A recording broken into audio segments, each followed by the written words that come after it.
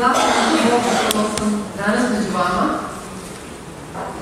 Sećam se, pred par godina sam isto stajala ovde i bilo je takođe predivno, tada je tema bila isto zanimljiva, depresija. A danas pričamo o jednoj drugoj temi, strahovi. Rekli biste, to je tema za nas psihologe, međutim, ajde da vidimo kako smo mi to psiholozi. Šta je to psihologija? Pa to jeste nauka koja se bavi čovekom. A šta je to čovek? Pa Božje stvorenje. To je samo jedna nauka koja pokušava da sazna kako je to Bog stvorio čoveka. I verujte mi, to je toliko fascinantno da imam utisak da nikad nećemo saznati. Uvek je puno iznenađenja. Ja imam svoju privatnu praksu, radim kao psihoterapeut i uvek se iznova oduševim da vidim kako je to Bog stvorio čovjeka. Koje mu je sve mehanizme odbrane dao?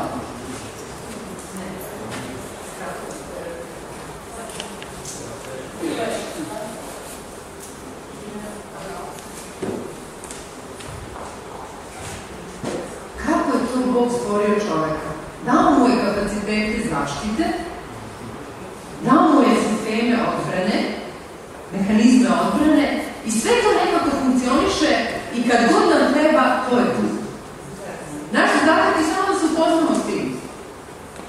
To je nauka koja se upoznaje s tim.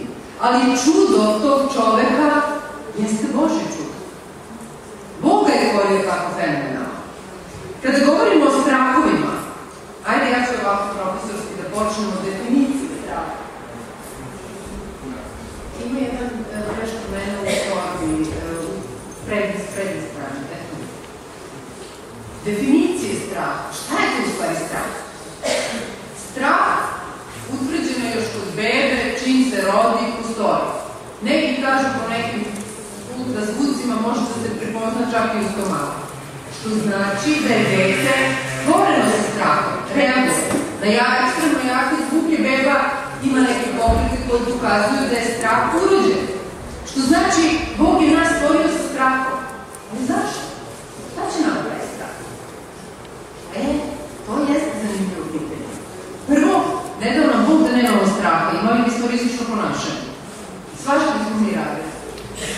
A gluposti koliko hoće. No nema straha da nas zaustavi mogu sve. Ovako malo to zastanemo pa kažemo, čekaj, šta ja to radim? Strah nas spašava od sopstvene destrukcije, strah nas spašava od rizika, strah nam ukazuje na opasnost. Kako mi reagujemo iz straha? Postoje dve reakcije, napad ili bežanje.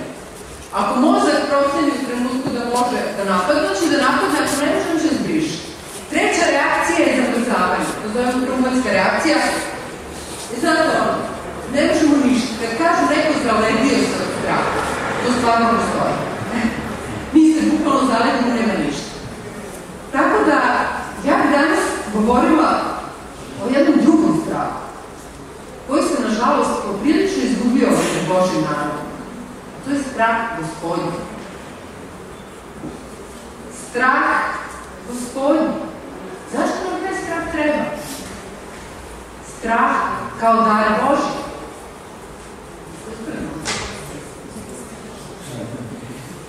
Strah Gospodnji kao strah Božji. Bog nam je dao strah. Zašto? Pa Bog nam je dao strah da bi nas spasao od nas sami, da bi nas spasao od zla, da bi nas spasao od naše želje, od naše požude, od naših ideja, od naših fantazija. Da, strah je Božji dar. I zato je David, kao prvo vidimo, tražio taj dar. I David se molio i tražio od Boga i rekao, postavi sluzi tvome reč tvoju radi straha tvojega. Prikuj strah tvoj u telo moje. To jest moja telesna želja. Znači, David se čak molio da mu Bog da taj strah. David je to tražio. Znate zašto? Bio je mnogo pametan. Znao je tačno da će se gadno preći ako nema toga. Znao je da će ga poneti njegov sopstveni miris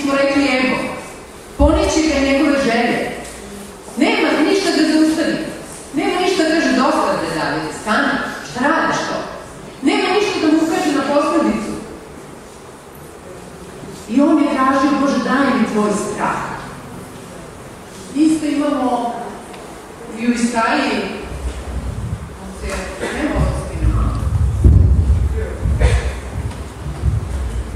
imamo i u Isaiji gdje kaže i na njemu će počivati duh Gospodnji.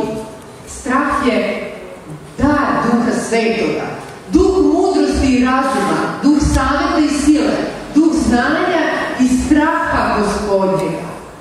I mirisat će mu biti u strahu Gospodnjega. Da, taj strah ima neki smisao. Taj strah je tu zbog nas.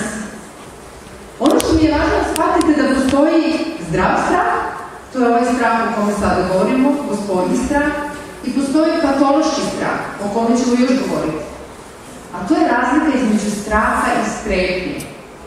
Strah je urođeni zdrav strah koji svaki ljudsko biće ima u sebi, a strepnja je patološki strah jer se ne plašimo ničeg realno i kad nas ništa ne ugrožava i kad se ništa ne dešava, mi imamo strepnju od nečega što će se možda desiti. To je iščekivanje zla. To je briga, to je strepnja, to je anksioznost i to je poremećaj. Naravno da ćete se plašiti ako neka opasnost ide ka vama. Ali da u mislima stalno kreirate strahove, šta će biti ako bude? Što ja kažem, već ćete čekate da vam padne plafon na glavu. Pa sad možda vam nikad neće pasti, ali vi ćete ceo život provesti čekajući da padne. I to zovemo ropstvo. To nije strah, to je strepnja, to je anksioznost. Prvo te definicije pomerimo. Strah kao Božji dar. Meni nekad bude jako žao zato što imam utisak da su ljudi u crkvi izgubili taj dar. To je da nam se malo posvećuju. Previše smo postali sa Bogom na ti. Previše smo kao ono pelas. Ono sve, drugari, Bog i ja. Malo ja Bog, malo on Bog, ali kako god dođe tu smo mi. Da isto. Nema strahopoštovanja. Nema straha. Nema straha od Boga. A samim tim nema ni straha od greha. Nema straha ni od čega. Dete se ne plaše roditelja, roditelji se ne plaše odgovornosti, hrišćani se ne plaše Boga, nemaju poštovanje prema Božjim zapovestima, niko se nikom ne boji, svako radi šta mu padne na pamet. To je ono što mi zovemo patologija. I u psihoterapiji mi pozivamo ljude na zdrav strah.